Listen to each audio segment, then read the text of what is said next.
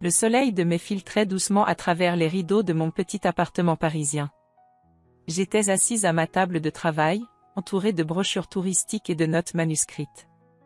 Depuis 6 mois, je préparais méticuleusement ce voyage surprise pour les 60 ans de papa. La Toscane. Ses vignobles dorés, ses collines ondulantes, ses villages perchés. Tout ce qu'il avait toujours rêvé de voir. Mon téléphone vibra sur la table.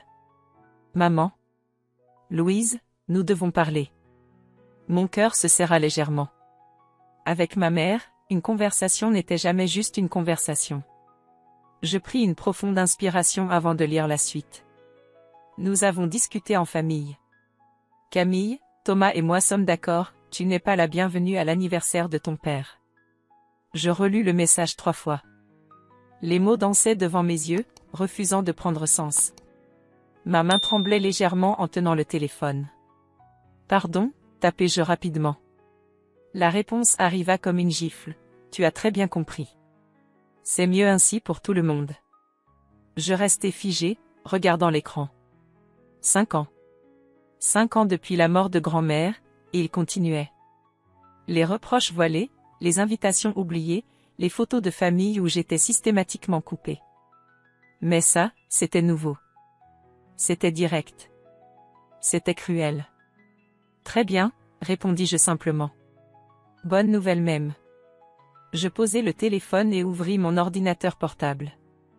Mes doigts volaient sur le clavier avec une détermination froide. Connexion au compte épargne familiale. Celui où je versais religieusement 200 € chaque mois depuis 3 ans. Pour les voyages en famille, disait-il. Pour créer des souvenirs ensemble. Solde, 8 457 €. Je cliquai sur l'historique des transactions. Mon sang se glaça. Mes versements étaient là, fidèles, tous les mois. Mais les retraits. Voyage Camille, Grèce, 2000 €. Week-end ski Thomas, 1500 €. Anniversaire Camille, restaurant étoilé, 800 €. Pas une seule fois mon nom apparaissait dans les bénéficiaires. La colère monta en moi comme une marée. Froide. Calculée. Je vérifiai les conditions du compte. Cotitulaire. J'avais tous les droits. Quelques clics plus tard, 1000 € étaient transférés sur mon compte personnel. Juste ce qu'il fallait pour annuler leur précieux voyage sans perdre d'argent. J'appelai l'agence de voyage. Bonjour, Louise Moreau à l'appareil. Référence de dossier TM, 60857. Je souhaite annuler la réservation complète. Oh, mademoiselle Moreau. Le voyage surprise en Toscane? Êtes-vous sûre? C'était si bien organisé. Certaine. Procédez à l'annulation immédiate, s'il vous plaît. Je raccrochai et contemplai les brochures éparpillées sur ma table. 6 mois de préparation. 6 mois à chercher les meilleurs hôtels, les routes les plus pittoresques, les restaurants que papa adorerait. 6 mois d'amour réduits à néant par un simple message. Mon téléphone se remit à vibrer. Camille. Je laissai sonner. Puis Thomas. Ignoré. Maman. Rejeté. Je me levai et marchai vers la fenêtre. Paris s'étendait devant moi, baigné dans la lumière dorée de cette fin d'après-midi. Quelque part dans cette ville, ma famille était probablement en train de paniquer. Tant mieux.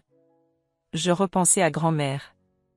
À ses derniers mots à l'hôpital, ma petite Louise, tu es différente d'eux. N'oublie jamais qui tu es vraiment. Sur le moment, j'avais cru qu'elle délirait sous l'effet des médicaments. Maintenant, je me demandais si elle n'avait pas essayé de me dire quelque chose de plus profond. La nuit tombait quand je me décidai enfin à éteindre mon téléphone. 18 appels manqués. 34 messages. Je n'en lus aucun. Je me servis un verre de vin et m'installai sur mon petit balcon. La tour Eiffel scintillait au loin, indifférente à mon drame personnel. Pour la première fois depuis des années, je me sentais libre. Terrifié, blessé, mais libre. Demain serait un autre jour. Demain, il comprendrait que la gentille petite Louise, celle qui encaissait tout en silence, celle qui pardonnait toujours, n'existait plus. Mon dernier geste de la soirée fut d'envoyer un simple message à toute la famille, joyeux anniversaire en avance, papa. J'espère que vous apprécierez de le célébrer sans moi autant que vous semblez apprécier de vivre sans moi. Puis j'éteignis complètement mon téléphone. Ce que je ne savais pas encore, c'est que ce message allait déclencher une avalanche de révélations qui changerait ma vie pour toujours. Mais ce soir-là, dans mon petit appartement parisien, je savourais simplement l'étrange paix de celle qui vient de couper les ponts. Le vent du soir apportait les bruits de la ville. Quelque part, des gens riaient, s'aimaient, vivaient. Et pour la première fois depuis longtemps, j'avais envie d'en faire partie. Le martèlement contre ma porte me réveilla brutalement. 7h23, mon téléphone, rallumé machinalement, affichait 25 appels manqués. Le tambourinage reprit de plus belle. Louise. Ouvre. C'est Thomas. La voix de mon frère était différente. Pas autoritaire comme d'habitude. Paniqué. J'enfilai un peignoir et ouvris la porte. Thomas se tenait là, les cheveux en bataille, encore en tenue de garde de l'hôpital. Ses yeux étaient cernés, rouges. Il entra sans attendre d'invitation. Tu as complètement perdu la tête? Papa est effondré. Maman pleure depuis hier soir. Je me dirigeai vers la cuisine, calme. Café? Louise, ce n'est pas le moment. Tu as vidé le compte familial. J'ai pris exactement 1000 €. Vérifie le relevé si tu veux. Je versai l'eau dans la cafetière.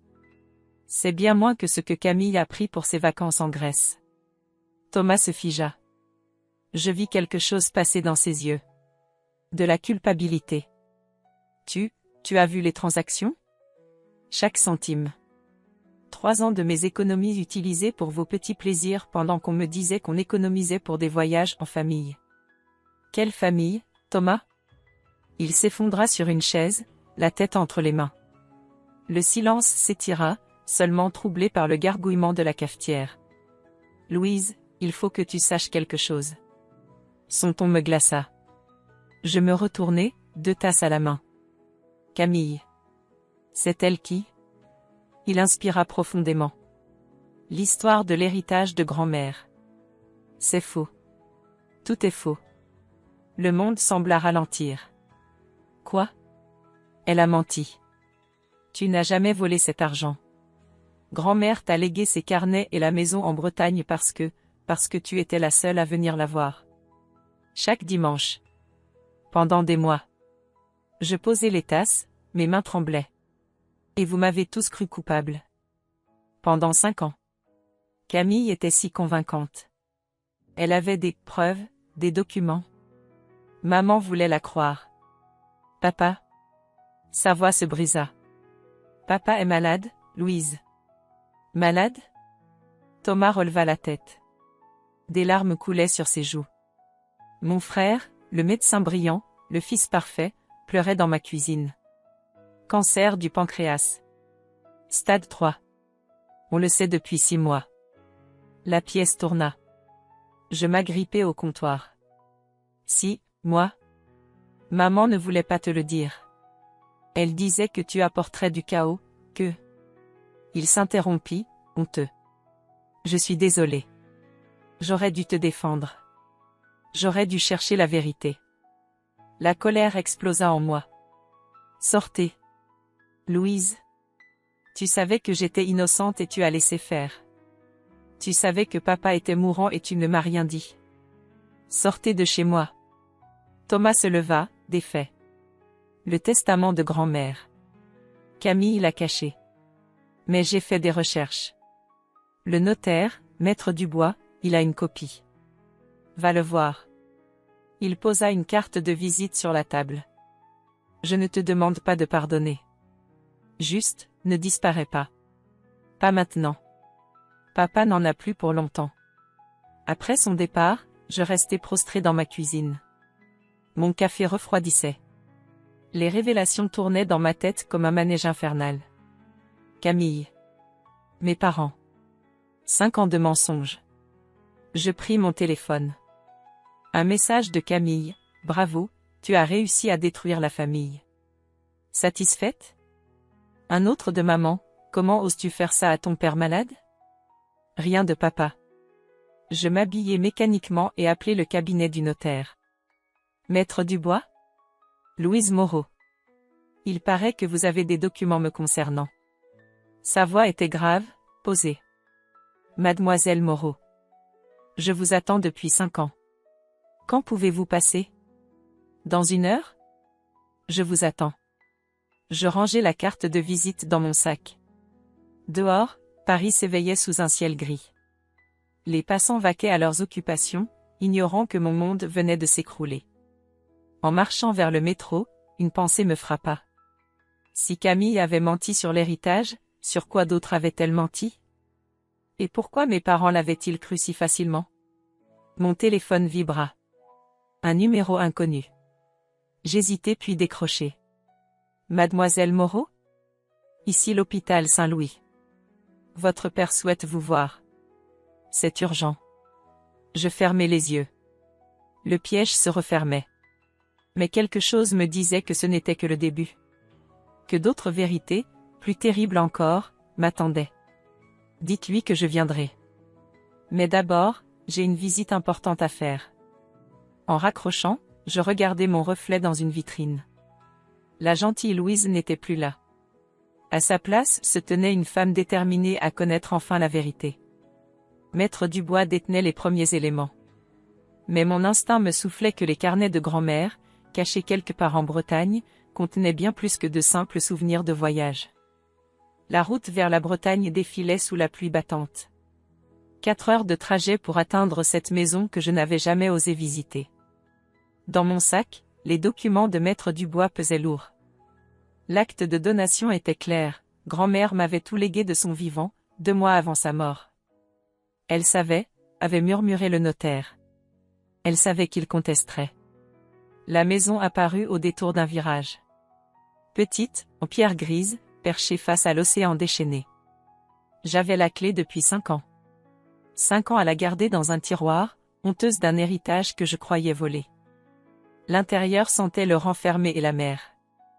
Je poussai les volets. La lumière révéla un intérieur simple mais chaleureux. Des photos partout. Grand-mère jeune, souriante, dans des pays lointains. Et moi. Des dizaines de photos de moi, à tous les âges. Le grenier était accessible par une échelle grinçante. Là-haut, des malles poussiéreuses s'alignaient contre les murs. Dans la 3e, je trouvai les carnets. 23 volumes reliés de cuir, datés de 1965 à 2018. Je commençai par le dernier. L'écriture tremblante de grand-mère s'étalait sur les pages jaunies. 15 mars 2018. Louise est venue aujourd'hui. Comme chaque dimanche. Les autres n'appellent même plus. Je dois lui dire la vérité avant qu'il ne soit trop tard. Mais comment dire à cet enfant que toute sa vie est un mensonge? Mon cœur s'accéléra. Je tournai les pages. 22 mars 2018. J'ai failli parler aujourd'hui. Mais son sourire. Comment briser ce sourire? Elle me parle de ses projets, de sa famille qu'elle aime tant. Si elle savait. Je fouillai frénétiquement la malle. Une enveloppe Kraft tomba. Pour Louise, quand tu seras prête. Mes mains tremblaient en l'ouvrant. Des photos. Une lettre. Et un certificat de naissance. Les photos d'abord. Mon père, jeune, 30 ans plus tôt. À côté d'une femme brune magnifique que je ne connaissais pas. Il souriait, complice, devant le Ponte Vecchio à Florence. La lettre ensuite. L'écriture de grand-mère, plus ferme. Ma chère Louise. Si tu lis ceci, c'est que j'ai été lâche jusqu'au bout. Pardonne-moi. La vérité est simple et terrible, celle que tu appelles maman n'est pas ta mère. Ton père a rencontré Isabella lors d'un voyage d'affaires en Italie en 1995. Un coup de foudre. Une passion. Tu es né de cet amour. Ta mère ne pouvait pas avoir d'enfant. Quand ton père est revenu avec toi, bébé de 3 mois, elle a accepté. À une condition, que jamais tu ne saches. Que tu sois élevé comme leur fille. Isabella a accepté de disparaître. Contre de l'argent, m'a dit ton père. Mais je sais que c'est faux. J'ai vu la douleur dans ses lettres. Camille et Thomas sont nés plus tard, miracle médical. Les vrais enfants. Toi, tu es restée l'intruse. L'étrangère. Celle qui rappelait la trahison. J'ai tout gardé. Les lettres d'Isabella. Ses tentatives de contact. Ton père les interceptait toutes. Ta mère ne devait rien savoir. Tu es la seule vraie âme pure de cette famille, Louise. Va la retrouver. Via Dei Servi, 23, Florence. C'était son adresse il y a 10 ans. Pardonne-moi de n'avoir pas eu le courage de te le dire. Grand-mère qui t'aime. Le certificat de naissance confirmait tout. Mère, Isabella Benedetti. Père, Philippe Moreau. Lieu, Florence, Italie. Je m'effondrais sur le plancher poussiéreux. 30 ans de mensonges. 30 ans à chercher l'amour d'une femme qui n'était pas ma mère. 30 ans à ne pas comprendre pourquoi j'étais différente. Mon téléphone sonna. Thomas. Louise, papa est au plus mal. Il te réclame. J'arrive. Ma voix était étrangement calme. Louise? Ça va? Non, Thomas. Rien ne va. Mais j'arrive. Je redescendis, les carnets et les documents sous le bras. Dans le salon, je remarquai un détail qui m'avait échappé. Une photo récente, datée d'il y a 2 ans. Une femme brune, la soixantaine, devant une boutique. Le même sourire que sur les vieilles photos. Isabella. Au dos, une adresse. Pas à Florence. En Toscane. Dans un village nommé Montefiore. Je chargeai tout dans ma voiture. La pluie avait cessé. L'océan s'apaisait. Comme si grand-mère, enfin, pouvait reposer en paix. Sur la route du retour vers Paris, vers cet hôpital où m'attendait l'homme qui m'avait menti toute ma vie, une certitude grandissait en moi. J'irai en Toscane. Je retrouverai Isabella. Ma vraie mère. Mais d'abord, j'affronterai mes démons. Tous. Un par un. Mon téléphone sonna encore. Camille cette fois. Je laissai sonner. Elle ne savait pas encore que son château de mensonges venait de s'écrouler. Que la gentille Louise qu'elle avait piétinée détenait maintenant toutes les cartes. 2 semaines s'étaient écoulées depuis l'enterrement de papa. Il était parti sans que j'aie pu lui parler, emportant ses secrets dans la tombe. J'avais quitté Paris le lendemain, incapable de supporter les regards accusateurs de ma famille. Montefiore apparut au sommet d'une colline toscane, baignée de soleil. Le village médiéval semblait sorti d'une carte postale. Je garai ma voiture sur la petite place centrale et respirai profondément. L'air sentait le jasmin et le pin frais.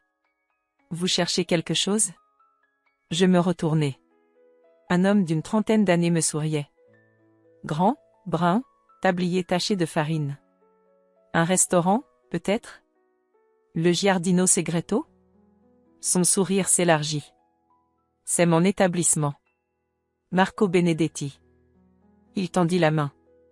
Benedetti. Mon cœur manqua un battement. Louise Moreau. Je cherche Isabella Benedetti. Son visage changea. Le sourire disparut, remplacé par une curiosité intense. Il m'examina longuement. Madonna, murmura-t-il. Les mêmes yeux. Le même sourire. Vous êtes Louise. Vous me connaissez? Venez. Il retira son tablier. Mamma vous attend depuis 30 ans. Le restaurant était charmant, avec une terrasse ombragée donnant sur la vallée. Marco me fit asseoir et disparut dans la cuisine. J'entendis des voix agitées en italien. Puis elle apparut. Isabella était plus belle encore que sur les photos. Les années avaient adouci ses traits sans altérer sa grâce. Elle s'arrêta à quelques mètres, une main sur le cœur. Mia figlia, souffla-t-elle. Ma fille. Les larmes coulaient sur ses joues. Elle s'approcha lentement, comme si j'allais disparaître. Sa main toucha ma joue. Tu as mes yeux. Mais le sourire de ton père. Pourquoi? Ma voix se brisa. Pourquoi m'avoir abandonnée? Elle s'assit en face de moi, prit mes mains. Les siennes tremblaient. Je ne t'ai jamais abandonné. Jamais. Ton père, il m'a supplié. Sa femme menaçait de le quitter, de détruire sa carrière. Il m'a promis que tu serais aimée, chérie. Que tu aurais une vraie famille. Il a menti. Je sais. Ses yeux s'assombrirent. J'ai compris trop tard. Quand j'ai voulu te reprendre, tu avais 5 ans. Ils ont menacé de porter plainte, de dire que j'étais folle, dangereuse. J'étais seule, étrangère. Je n'avais aucune chance. Marco apporta du café et s'assit avec nous. Mamma n'a jamais eu d'autres enfants. Elle disait qu'elle avait déjà une fille. Quelque part. Isabella sortit un album photo. Des centaines de coupures de presse. Articles sur mes études d'architecture. Photos volées de loin. 30 ans de ma vie collectée avec amour. Comment? J'avais des amis à Paris. Ils m'envoyaient des nouvelles. Je savais tout. Tes diplômes, ton premier appartement, même quand cette famille horrible te faisait souffrir. Elle tourna une page. Une photo de moi à l'hôpital, au chevet de grand-mère. Elle m'écrivait, ta grand-mère. Elle me racontait comme tu étais gentille, généreuse. Elle voulait nous réunir. Mais je n'ai reçu sa dernière lettre qu'après sa mort. Une jeune femme entra dans le restaurant. Même âge que moi, même cheveux, même silhouette. Elle se figea en me voyant. Sofia, appela Isabella. Viens rencontrer ta sœur. Demi-sœur, précisai-je, confuse. Isabella secoua la tête. Non. Ta sœur. Philippe, ton père, il est resté 3 mois en Italie. La révélation me coupa le souffle. Sofia s'approcha, fascinée. Tu lui ressembles tellement, murmura-t-elle en italien. Mamma avait raison. Tu parles français? Un peu. Mamma m'a appris. Au cas où. Elle sourit timidement. Au cas où tu viendrais. Le reste de la journée passa comme un rêve. Isabella raconta leur histoire. L'amour fou avec mon père. Sa grossesse gémellaire. La panique de Philippe. Sa décision déchirante de ne prendre qu'un bébé. J'étais jeune, perdue. Il m'a convaincu que c'était mieux. Qu'une enfant aurait plus de chance en France. Que Sofia grandirait heureuse ici avec moi. Mais pourquoi moi? Pourquoi pas Sofia? Isabella baissa les yeux. Tu étais plus fragile. Née la première, plus petite. Le médecin s'inquiétait. Philippe a dit qu'en France, tu aurais les meilleurs soins. La nuit tombait. Les lumières du village s'allumaient une à une. Sur la terrasse du restaurant, entourée de ma vraie famille, je sentais les morceaux de mon cœur se recoller lentement.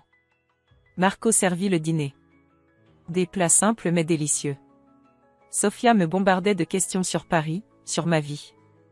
Isabella nous regardait, les yeux brillants. Reste, dit-elle soudain. Reste quelque temps. Apprends à nous connaître. Mon téléphone vibra. Un message de Thomas, lecture du testament demain. Ta présence obligatoire. Je le montrai à Isabella. Elle prit ma main. Va. Affronte-les. Puis reviens. Ta maison est ici maintenant. Cette nuit-là, dans la petite chambre au-dessus du restaurant, je ne dormis pas dehors, les grillons chantaient. En bas, j'entendais Isabella et Sofia ranger la cuisine en riant. Demain, je retournerai à Paris. Mais plus rien ne serait pareil. J'avais trouvé ma famille. L'étude du notaire sentait le vieux papier et l'attention. Ils étaient tous là, maman, Camille, Thomas.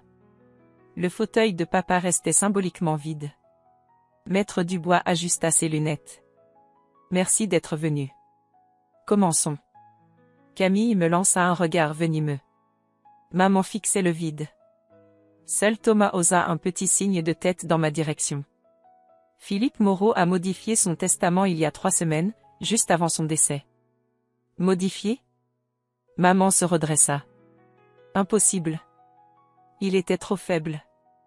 Il était parfaitement lucide, madame. J'ai les certificats médicaux. Le notaire commença la lecture. Legs mineurs aux uns et aux autres. Puis la bombe. À ma fille Louise, je lègue la maison familiale de Versailles et 60% de mes actifs financiers. Quoi? Camille bondit. C'est un scandale. Elle l'a manipulé. Asseyez-vous, mademoiselle. La voix du notaire était glaciale. Il y a une lettre. Il me tendit une enveloppe. Les mains tremblantes, je l'ouvris. Ma Louise. Je suis un lâche. J'ai été lâche toute ma vie. J'ai sacrifié ton bonheur à ma tranquillité. J'ai laissé Catherine te traiter comme une étrangère. J'ai fermé les yeux quand Camille te persécutait. Je sais pour ta mère. Ta vraie mère. Je sais que tu sais. Grand-mère m'avait prévenu qu'elle te dirait tout. Ce que tu ignores, c'est que j'ai continué à voir Isabella. Chaque année, je retournais en Italie. Pour Sofia aussi. Votre sœur. J'ai été un père indigne. Pour toi. Pour elle.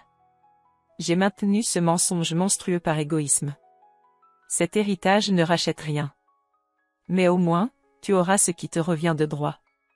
Ce que Catherine et Camille t'ont volé pendant des années. Pardonne-moi si tu peux. Papa. Le silence était assourdissant. Je relevai la tête.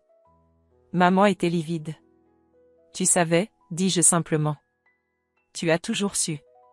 Elle explosa. Évidemment que je savais. Cette putain italienne. Il m'a ramené son bâtard et j'ai dû l'élever. Catherine. Thomas était choqué. Quoi? Tu vas la défendre maintenant? Cette coucou dans notre nid. Je me levai calmement. Un coucou qui a payé votre train de vie pendant des années. Mes notes excellentes qui valorisaient le dossier de Camille pour ses écoles. Mon salaire qui comblait les trous quand papa investissait mal. Mensonge, siffla Camille. Je sortis mon téléphone.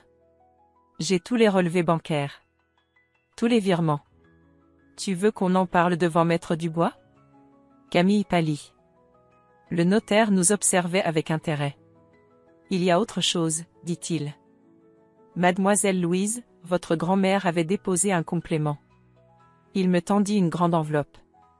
Des documents officiels. Des photos. Catherine Moreau, née Duval, a subi une hystérectomie totale à 24 ans. Cancer de l'utérus. La pièce tourna. Pardon? Elle ne pouvait pas avoir d'enfant. Jamais. Je regardai Camille et Thomas. La vérité me frappa comme la foudre. Vous n'êtes pas. Catherine craqua. Les digues cédèrent.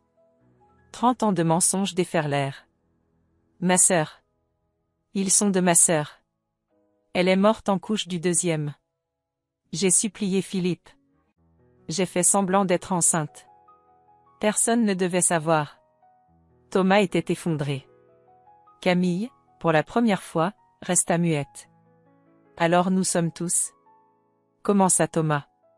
Des enfants d'ailleurs, terminai-je. Aucun de nous n'est vraiment le vôtre. Catherine me regarda avec une haine pure. Mais eux au moins avaient mon sang. Toi, tu n'étais rien. Rien qu'un rappel permanent de son infidélité. Non, dis-je doucement. J'étais une enfant. Une enfant innocente qui voulait juste être aimée.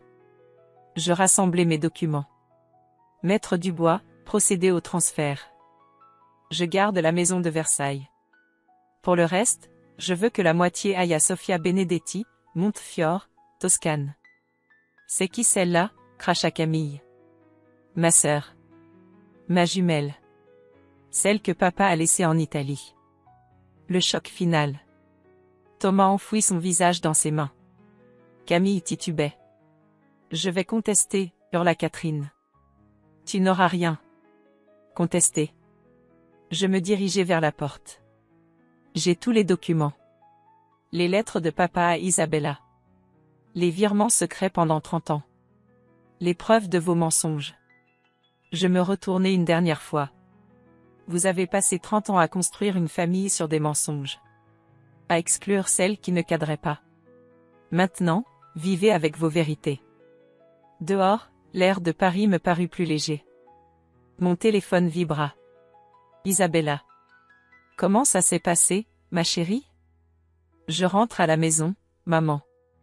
Pour la première fois en 30 ans, le mot sonnait juste. 3 semaines s'étaient écoulées depuis la confrontation. J'avais quitté Paris, vendu mon appartement, et m'étais installé temporairement chez Isabella.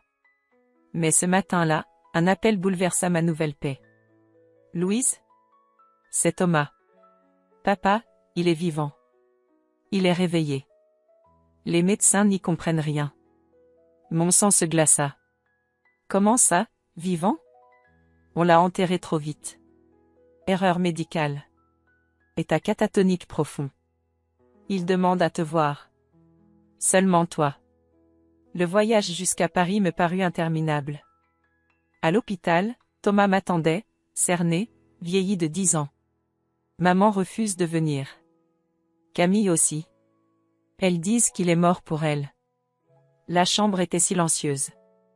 Papa, amaigri, respirait faiblement. Ses yeux s'ouvrirent quand j'entrai. Louise. Sa voix n'était qu'un souffle. Ma petite fille. Je m'assis près du lit, pris sa main. Froide. Fragile. Je sais que tu sais tout, murmura-t-il. Isabella. Sophia. Les mensonges. Pourquoi, papa? Pourquoi toute cette souffrance? Des larmes coulèrent sur ses joues creuses. La lâcheté. La peur. J'ai cru pouvoir tout contrôler. Compartimenter ma vie. Il toussa, grimaça. Dans le tiroir. Une enveloppe. Je l'ouvris. Une photo de nous quatre, Isabella, lui, Sophia et moi bébé. Derrière, une adresse à Florence. Une clé. Un appartement. J'ai tout gardé. 30 ans de souvenirs. De regrets. Il serra ma main. Isabella ne sait pas. Je n'ai jamais eu le courage. Elle t'a pardonné. Ses yeux s'écarquillèrent. Tu l'as retrouvée? Nous vivons ensemble. Sophia aussi. Un sourire illumina son visage ravagé. Mes filles. Mes jumelles. Il ferma les yeux. Il y a autre chose. Catherine? Je sais. Elle ne pouvait pas avoir d'enfant. Non.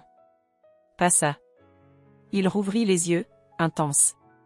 Elle savait pour mes visites en Italie. Elle a fait quelque chose. À Isabella. Il y a 15 ans. Mon cœur s'arrêta. Quoi? L'accident. La voiture. Ce n'était pas un accident. J'ai trouvé les preuves. Dans le coffre. Banque centrale, compte 4487. Il suffoquait. J'appelai l'infirmière. Elle ajusta les machines, sortit. Louise. Sa voix faiblissait. Pardonne-moi. Protège ta mère. Ta sœur. Catherine est dangereuse. Papa. Je t'ai aimé. Mal, lâchement, mais je t'ai aimé. Plus que les autres. Parce que tu me rappelais le seul moment où j'ai été vraiment vivant.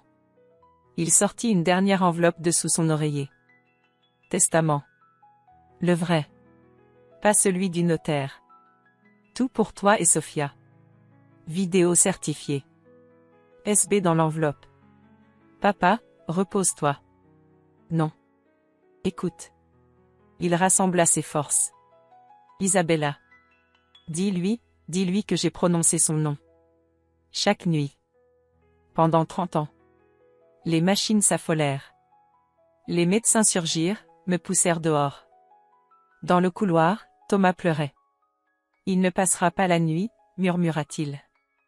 Les médecins sont formels. Je serrai les enveloppes contre moi. Thomas, tu savais pour ses voyages en Italie? Il hocha la tête. Depuis mes 15 ans. Je l'ai suivi une fois. J'ai vu comme il était heureux là-bas. Différent. Et tu n'as rien dit? À qui? Maman qui vivait dans son délire?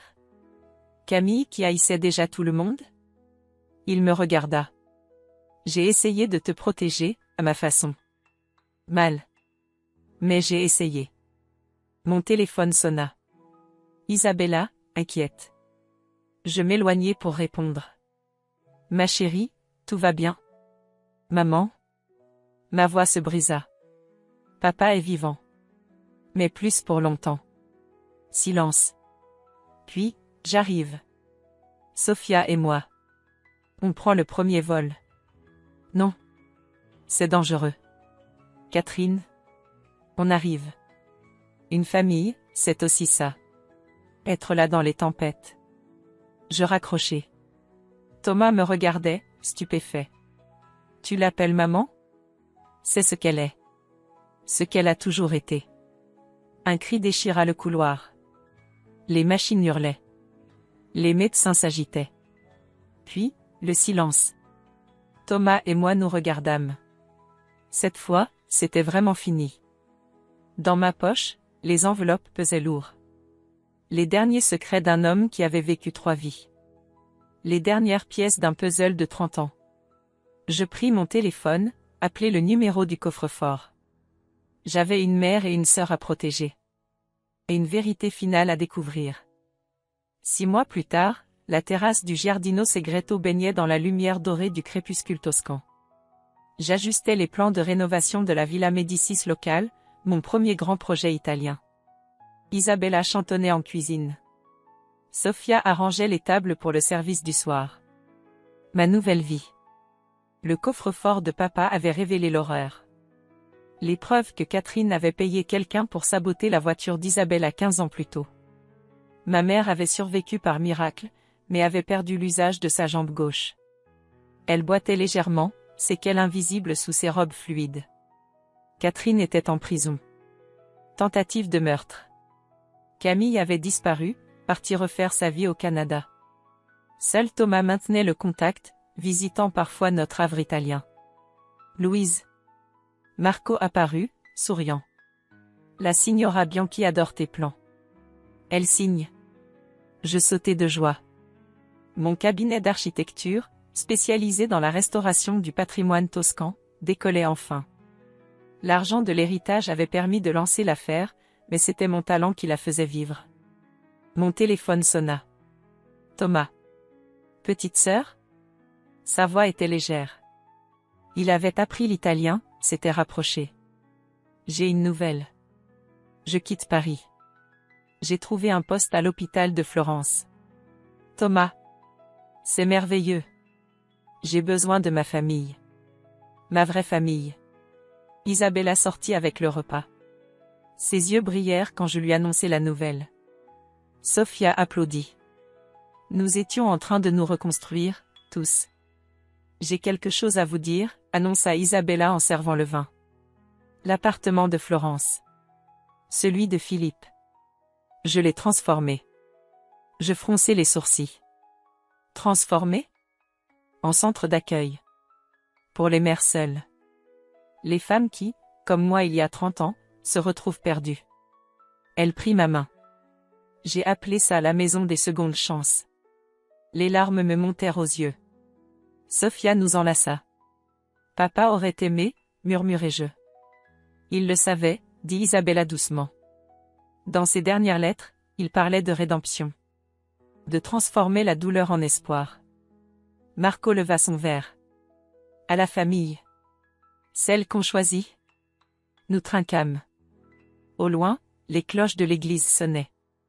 Dans 2 semaines, j'inaugurerai officiellement mon cabinet. Thomas nous rejoindrait le mois prochain. La vie prenait enfin son sens. Plus tard, alors que les clients emplissaient le restaurant, je montai sur le toit terrasse. Notre refuge secret, où Isabella avait installé un petit jardin. Je trouvai un paquet sur la table en fer forgé. Mon nom, écrit de la main de grand-mère. Isabella monta me rejoindre. Ça vient d'arriver. Un notaire breton.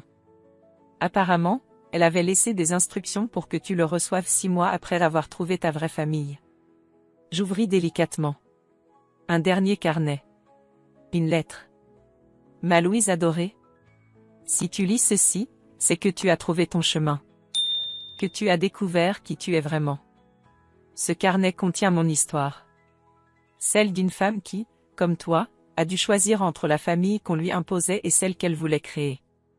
J'ai fui un mariage arrangé à 20 ans. J'ai voyagé. J'ai aimé. J'ai vécu. Puis j'ai rencontré ton grand-père et j'ai choisi de me poser. Mais j'ai toujours su que certaines âmes étaient faites pour voler. Tu es de celle-là. Libre. Forte. Entière. N'oublie jamais, le sang ne fait pas la famille. L'amour, oui. Vis, ma petite. Vis pour nous toutes. Ta grand-mère qui veille sur toi. Isabella me serra contre elle. En bas, j'entendais Sophia rire avec les clients. Thomas m'envoya une photo de ses cartons. J'arrive. Je regardais le soleil se coucher sur les collines toscanes. Là où tout avait commencé, il y a 30 ans. Là où tout recommençait. J'avais perdu une famille de mensonges. J'avais gagné une famille de vérité. Mon téléphone vibra. Un mail. Une demande de devis pour restaurer une chapelle du XVe siècle. Le client signait, Camille Moreau. J'aimerais reconstruire. Tout reconstruire. Je souris. Le pardon aussi faisait partie du chemin. Alors, demanda Isabella. Alors on continue. On construit. On aime. On vit. Ensemble. Ensemble.